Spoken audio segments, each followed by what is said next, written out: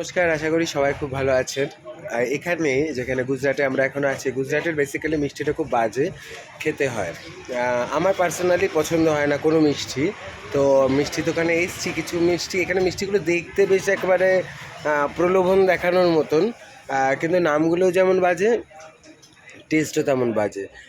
তো দুটো মিষ্টি নিলাম টেস্ট করার জন্য, বাড়ি গিয়ে খেয়ে রিভিউ দেবো। এখন দেখায় মিষ্টিগুলো কীরকম এবং তার নাম কী আর কি।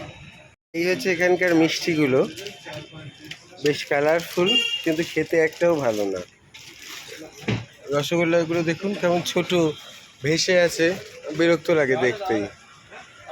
তো আমি দুটো মিষ্টি আজকে ট্রাই করব। একটা হচ্ছে, এগুলো হচ্ছে রাবার রাবার হালুয়া, আলাদা আলাদা কালারের দিতে বলেছি, দিয়েছে। খেয়ে দেখি কীরকম।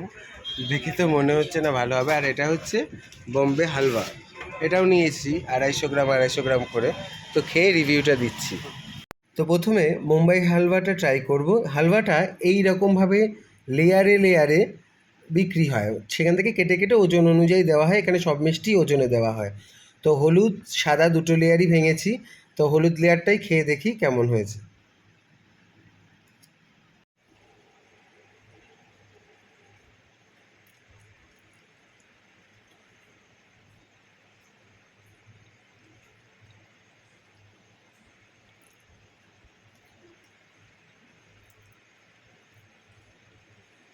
হালকা ঘিয়ের গন্ধ আছে, কিন্তু ভেতরে চিনি ভরে যদি রুটি বানাই এবং গরম রুটিটাকে জল ছিটিয়ে ঠান্ডা করে খাই, যেমন টেস্ট তেমনই। টেস্টটা আহামরি না,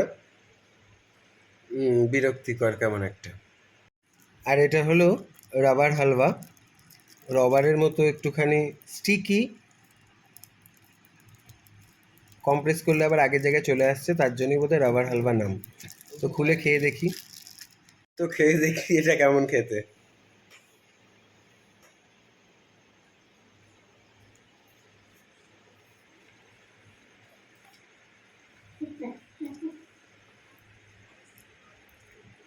ফুড কালার মিষ্টি দিয়ে আটা মেখে দিলে যেমন খেতে লাগবে ঠিক সেরকম খেতে, সত্যি খুব বাজে।